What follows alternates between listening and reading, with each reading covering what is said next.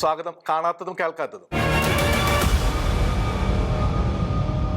വാൾ അതിൻ്റെ ഉറയിലിടാൻ മതഭീകരരോട് പറയുക. ഇത് ഇസ്ലാമിക മതഭീകരരെ പിന്തുണയ്ക്കുന്ന സർവരുടെയും ബാധ്യത.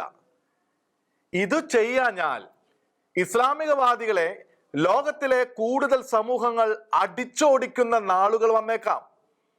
അവരെ വിഷജീവികളാക്കുന്ന മതപണ്ഡിതരെയും. അതിനിടെ ഭീകരരുടെ നിഷ്ഠുരതയിൽ നിരവധി നിരായുധ നിരപരാധരുടെ പേരുടെ ചോര വീഴാനും ഇടവന്നേക്കാം. ലോകത്തിന് ഭയാനക സാധ്യത. ഇസ്രായേലിലും പുറത്തുമായി ലോകത്താകെ 1.5 കോടിയിലേറെ മാത്രം വരുന്ന യഹൂദ ജനതയെ പാലസ്തീന്റെ പേര് പറഞ്ഞ് ഇല്ലായ്മ ചെയ്യാൻ ശ്രമിക്കുന്ന ഇസ്ലാമിക ഭീകരത ഭൂഗോളത്തിന് വിപത്തും ശത്രുവുമാണ്. ആ വിപത്തിനെയാണ് ലയോ മാർപ്പാപ്പ അപലപിച്ചത്. ഇത് യഹൂദരോട് മാത്രമുള്ള ഇസ്ലാമിക ഭീകരവാദികളുടെ ദുഷ്ടതയല്ല, വെസ്റ്റോഫോബിയ എന്ന് ചിലർ വിളിക്കുന്ന പാശ്ചാത്യ ക്രൈസ്തവ സംസ്കാരത്തോടുമുള്ള വിദ്വേഷം കൂടിയാണിത്. യൂറോപ്പിലും അമേരിക്കയിലും ചെയ്തു കൂട്ടുന്ന അതിക്രമങ്ങളും വിദ്വേഷം പൂണ്ട ഇസ്ലാമികവാദികളുടേത്. വിദ്വേഷം പ്രോത്സാഹിപ്പിക്കുന്നതിൽ മുമ്പിലുള്ളത് ഇറാന്റെ മതനേതൃത്വം. മറ്റെന്തൊക്കെ കാരണങ്ങൾ പറഞ്ഞാലും ആഫ്രിക്കയിൽ ആവർത്തിക്കുന്ന ക്രൈസ്തവ കൂട്ടക്കുരുതികളും ഇതേ ഭീകരതയുടെ ദുഷ്ടസന്തതി തന്നെ. എത്ര പേരെ കൊന്നും ലോകത്ത് ഇസ്ലാമികിന്റെ ഏക സാംസ്കാരികത അടിച്ചേൽപ്പിക്കാൻ തുനിഞ്ഞിറങ്ങിയവരാണ് മതഭീകരർ. അവരെ സ്വാധീനിക്കുന്നത് മതപണ്ഡിതർ. ഇക്കൂട്ടർ പാശ്ചാത്യ ലോകത്ത് വിതയ്ക്കുന്ന വിനാശത്തിന്റെ മുഖമാണ് ഓസ്ട്രേലിയയിലും കണ്ടത്. ബോണ്ടി ബീച്ചിൽ അത് ചെയ്ത ഭീകരന്മാരായ അപ്പനും മകനും ലോകത്തെ മുഴുവൻ ഭയപ്പെടുത്തുവാൻ ഉദ്ദേശിച്ചവരുടെ ഉപകരണങ്ങൾ തന്നെയാണ്. അവർ വ്യക്തിപരമായി പ്രകോപിതരായവരല്ല, റാഡിക്കലൈസ് ചെയ്യപ്പെട്ടവരാണ്. ഫിലിപ്പീൻസിൽ പോയി സൈനിക രീതിയിൽ പരിശീലനം നേടി ഭീകരതയുടെ പോരാളികളും ചാവേറുകളുമാകാൻ മാത്രം തീവ്രവാദവൽക്കരിക്കപ്പെട്ടവർ. ഹമാസ് ഭീകര പ്രവർത്തകരെ സംഹരിച്ച ഇസ്രായേലിനോടുള്ള വിദ്വേഷം മറ്റു രാജ്യങ്ങളിലെയും നിരപരാധരായ യഹൂദർക്കു നേരെ തീർക്കുന്ന പദ്ധതി ഇതിനു പിന്നിൽ കാണാം. യൂറോപ്പിലെ ക്രിസ്മസ് ആഘോഷത്തിന്റെ ശോഭ കെടുത്തുന്ന ഭീകര ഭീഷണിയുമായി ഇതിന് ബന്ധമില്ലെന്ന് കരുതേണ്ട. കുടിയേറിയ നാട്ടിലെ സൗകര്യം അനുഭവിച്ച് ആ നാടിനെ തന്നെ വിഴുങ്ങാൻ ആസൂത്രണം ചെയ്തവൻ പൈശാചിക പദ്ധതിയുടെ ലക്ഷണങ്ങളാണ് ഒന്നിനു പുറകെ ഒന്നായി വെളിപ്പെടുന്നത്. ഓസ്ട്രേലിയൻ ഭീകര ദുരന്തത്തിന്റെ പശ്ചാത്തലത്തിൽ ലോകത്തെമ്പാടും ഭയം വിതയ്ക്കുന്ന വിധത്തിലുള്ള യഹൂദ വിരുദ്ധതയെ പാപ്പ അപലപിച്ചത് യഹൂദ സമൂഹത്തിന്റെ മാത്രം കാര്യമായി ഒതുങ്ങുന്നില്ല. ഈ യഹൂദ കുരുതി യാദൃശ്ചികമല്ല. ഗമനേയ്ക്ക് ഭീഷണി എന്ന വ്യാജശ്രുതി സൃഷ്ടിച്ച് ഇസ്രായേലിനെയും അമേരിക്കയെയും ഇറാൻ മാസങ്ങൾക്ക് മുമ്പ് ഭീഷണിപ്പെടുത്തി. ലോകമെമ്പാടും അവർക്കെതിരെ ആക്രമണം നടത്തുമെന്ന്. ലോകമെമ്പാടും ആക്രമണം നടത്താൻ ഭീകര പ്രവർത്തകരല്ലാതെ മറ്റെന്ത് സംവിധാനമാണ് ഇറാൻ ഉള്ളത്? അവർ ഉദ്ദേശിച്ചത് വ്യക്തം. ഇറാന്റെ ഭീഷണി ലോകമെങ്ങുമുള്ള ഇസ്ലാമികവാദികളായ മതപണ്ഡിതർക്കും ഭീകരർക്കുമുള്ള പരോക്ഷ ആഹ്വാനവും പ്രേരണയുമായിരുന്നു. ഇറാനിലെ മതപണ്ഡിത സമൂഹം യോഗം ചേർന്ന് നടത്തിയ ആഹ്വാനവും അതുതന്നെയായിരുന്നു എന്നോർക്കുക. അത് നടപ്പാക്കുന്ന മട്ടിലാണ് വിദൂരത്തുള്ള ഓസ്ട്രേലിയയിൽ കുടിയേറിയ ഇന്ത്യക്കാർ തന്നെ ഇസ്ലാമിക ഭീകരരായി മാറി യഹൂദരെ കൂട്ടക്കൊല ചെയ്തത്. ഇത് തെളിയിക്കുന്നത് ലോകത്തെവിടെയും കൂട്ടക്കുരുതി നടത്താൻ പാകത്തിൽ മനുഷ്യ ബോംബുകൾ പോലെ ഇസ്ലാമിക ഭീകരരുണ്ട് എന്ന് തന്നെ. ഇസ്ലാമികവാദികൾക്ക് കുടിയേറ്റം അനുവദിച്ച എല്ലാ സമൂഹങ്ങളിലും അത് പ്രതീക്ഷിക്കാം. ഇസ്ലാമോഫോബിയ ആരോപിച്ച് ഇസ്ലാമികവാദികളെ പിന്തുണയ്ക്കുന്നവരെ ഒന്നും കൂടി ഓർമ്മിപ്പിക്കാം. അമേരിക്കയും യൂറോപ്പും കടന്ന് ഓസ്ട്രേലിയയിൽ വൃത്തികെട്ട തല കാട്ടിയിരിക്കുന്ന ഭീകരത നിങ്ങൾക്ക് താലോലിക്കാൻ പോന്ന ശിശുവല്ല. ഇസ്ലാമിക ഭീകരതയോടും അതിനെ തള്ളിപ്പറയാത്ത ആഗോള ഇസ്ലാമികതയോടും ലോകർക്കുള്ളത് സാധുവായ ഭയമാണ്, ഫോബിയ അല്ല. ചില മതപണ്ഡിതർ വമിപ്പിക്കുന്ന വിഷമാണ് മതഭീകരരെ സൃഷ്ടിക്കുന്നത് എന്നതിൻ്റെ തെളിവാണ് ഓസ്ട്രേലിയയിൽ സാജിദ് അക്രമവും മകൻ നവീദും നടത്തിയ യഹൂദ കൂട്ടക്കുരുതി.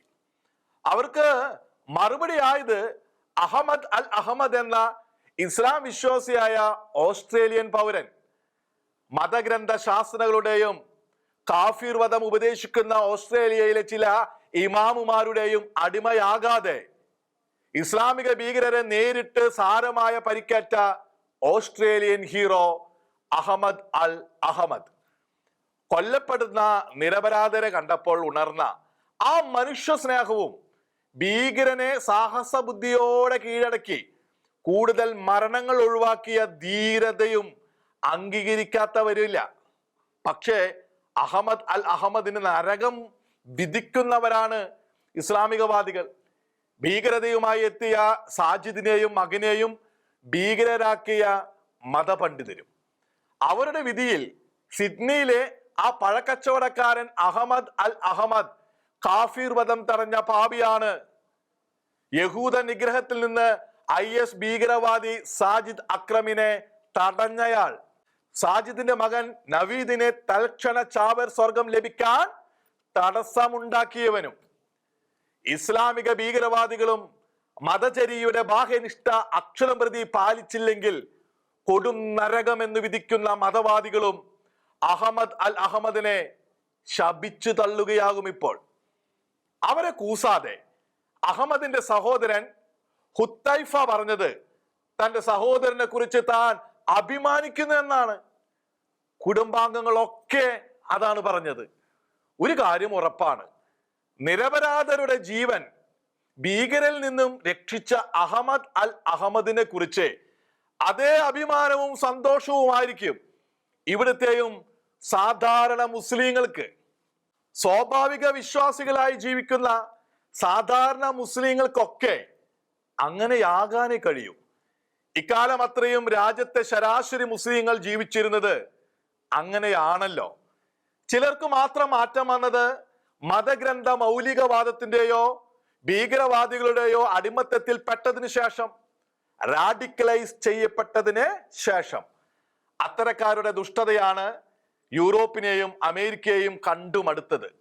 ആ ദുഷ്ടതയുടെ പൈശാചിക പാരമ്യം കണ്ട് ഓസ്ട്രേലിയൻ സമൂഹം തിരിച്ചടിച്ച കാഴ്ചയാണ് ലോകം ഇപ്പോൾ കാണുന്നത്. അവർ നിമിത്തം കുടിയേറ്റക്കാരെ മൊത്തത്തിൽ വെറുക്കുന്നവരുടെ എണ്ണം കൂടുന്നു. ലോകം മുഴുവൻ കുടിയേറ്റക്കാർക്കെതിരെ തിരിയുന്ന കൊടും ദ്രോഹം വരുത്തിവെക്കാനല്ലാതെ ഒന്നും നേടാൻ ഭീകരർക്ക് കഴിയില്ല. തങ്ങളുടെ മതം സമാധാനം ആഗ്രഹിക്കുന്നു എന്ന് അഹമ്മദ് അൽ അഹമ്മദും കുടുംബവും പറഞ്ഞാൽ ലോകത്തിനത് മനസ്സിലാകും. പക്ഷെ അദ്ദേഹം കീഴടക്കിയ സാജിദിനെയും നവീദിനെയും മറ്റു മതഭീകരരെയും കാണുന്നവർക്ക് അത് അംഗീകരിക്കാൻ കഴിയില്ല, വിശ്വസിക്കാൻ കഴിയില്ല.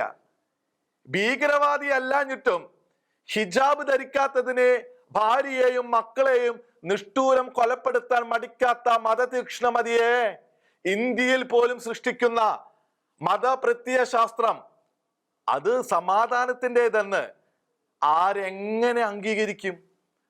സാജിദിനെ പോലുള്ളവർ ലോകത്തെവിടെയും ഉണ്ടായത് സാഹിത്യ ഗ്രന്ഥം വായിച്ചല്ല, മതശാസ്ത്രയും മതാധിപത്യവാദികളുടെയും തീവ്രവാദികളുടെയും ദുഷ്പ്രേരണ നിമിത്തം. തീവ്രവാദികളോട് വേദം പറയുന്നത് പാഴ്വേലയാകാം, എങ്കിലും ഇസ്ലാമിക തീവ്രവാദികളോടും അവരെ പിന്തുണയ്ക്കുന്നവരോടും പറഞ്ഞു പോകുന്നത് ഇതാണ്: സ്വസ്ഥമായി ജീവിക്കുന്ന മുസ്ലിം സഹോദരങ്ങളെ നിങ്ങൾ വെറുതെ വിടുക. തീവ്രവാദവും ഭീകരമാർഗങ്ങളും അപരമത വിദ്വേഷവും അവരിൽ കുത്തിവെക്കാതെ അവരെ അവരുടെ സന്തോഷത്തിൽ ജീവിക്കാൻ അനുവദിക്കുക. ഇല്ലെങ്കിൽ ലോകത്തിലെ എല്ലാ സമൂഹത്തിലും നിങ്ങൾ നിമിത്തം ഇസ്ലാമിക വിശ്വാസികളായ സാധാരണക്കാർ പോലും വിരോധിക്കപ്പെടുന്ന അവസ്ഥയായിരിക്കും വന്നു ചേരുക. മറ്റുള്ളവരുടെ സർവനാശം ആഗ്രഹിക്കുന്ന തീവ്രവാദികൾ അത് തന്നെയാകാം ലക്ഷ്യമിടുന്നത്. ഓസ്ട്രേലിയയിൽ കുടിയേറിയ ഇന്ത്യക്കാരായ ഒരു മുസ്ലിം പിതാവിനെയും മകനെയും ഇത്തരത്തിലാക്കാൻ IS തീവ്രവാദത്തിന് കഴിയുമെന്ന വിപത്ത് മറ്റെല്ലാവരേക്കാൾ തിരിച്ചറിയേണ്ടത് സാധാരണ മുസ്ലിം സഹോദരങ്ങളാണ്. എത്ര പെട്ടെന്ന് തങ്ങളിൽ ചിലരെ വഴിതെറ്റിക്കാൻ മത തീവ്രവാദത്തിന് കഴിയുമെന്ന വിപത്ത്. ക്രിസ്മസ് ആഘോഷം നാടിന്റെ സംസ്കാരം കുഴപ്പത്തിലാക്കുമത്രേ. ഇത് പറഞ്ഞ് ക്രൈസ്തവ ആഘോഷങ്ങൾക്കെതിരെ ഉത്തരേന്ത്യയിൽ രംഗത്തിറങ്ങിയിരിക്കുകയാണ് ചില VHP ബജ്രംഗ് ദൾ സംഘങ്ങൾ. ഒരു വിധത്തിലുമുള്ള ക്രിസ്മസ് ആഘോഷ പ്രകടനം വേണ്ടെന്ന് ഹൈന്ദവ സമൂഹത്തോടും അവർ കൽപ്പിക്കുന്നു. ക്രിസ്മസ് ആഘോഷം ഹൈന്ദവർക്ക് വേണമോ വേണ്ടയോ എന്ന് ആ വിഭാഗത്തിന് നിശ്ചയിക്കാം. പക്ഷേ അത് കൽപ്പിക്കേണ്ടത് VHP ബജ്രംഗ് ദൾ സംഘങ്ങളാണോ? അതും ആ സമൂഹത്തിന് തന്നെ തീരുമാനിക്കാം. പക്ഷേ ക്രൈസ്തവർ നടത്തുന്ന സ്കൂളുകളിൽ ക്രിസ്മസ് ആഘോഷം സംബന്ധിച്ച ഉത്തരവുകളുമായി ഇക്കൂട്ടർ എത്തുന്നത് മത തീവ്രവാദത്തിന് തുല്യമാണ്. അത് അംഗീകരിച്ചു കൊടുക്കുന്ന സംസ്ഥാന സർക്കാരുകൾ ക്രൈസ്തവ പീഡനത്തിനാണ് കൂട്ടുനിൽക്കുന്നത്. എന്തായാലും ഈ ക്രിസ്മസ് കാലത്ത് അവരടക്കം എല്ലാവരും ഒരു ശാസ്ത്ര വിദ്യാചരിത്രം ഓർമ്മിക്കുന്നത് നന്ന്. ബഹിരാകാശത്ത് നിന്ന് ലോകം ആദ്യം കേട്ടത് ആദ്യത്തെ സാറ്റലൈറ്റ് സന്ദേശം ഒരു ക്രിസ്മസ് കാല സന്ദേശമായിരുന്നു എന്നത്. ക്രിസ്മസിനെ കുറിച്ചല്ലെങ്കിലും അമേരിക്ക ലോകത്തിന് നേർന്ന ശാന്തി സന്ദേശം പ്രൊജക്ട് സ്കോർ എന്ന ഉപഗ്രഹ വിനിമയ സംവിധാനത്തിലൂടെ അത് സാധ്യമാക്കിയത് സ്പുട്നിക് വിക്ഷേപിച്ച സോവിയറ്റ് മുന്നേറ്റത്തിനെതിരെ അമേരിക്കയുടെ സൈനിക ശേഷി മെച്ചപ്പെടുത്താനായിരുന്നു എന്നത് വൈരുദ്ധ്യം. ദൈവദൂതന്മാർ ഉയരങ്ങളിൽ നിന്ന് ആശംസിച്ചതിനെ ഓർമ്മിപ്പിക്കുന്ന മട്ടിൽ ആദ്യത്തെ ആശയവിനിമയ ഉപഗ്രഹത്തിൽ നിന്നുള്ള ബഹിരാകാശ സന്ദേശം അമേരിക്കൻ പ്രസിഡന്റ് ഐസൻഹോവറുടേതായിരുന്നു.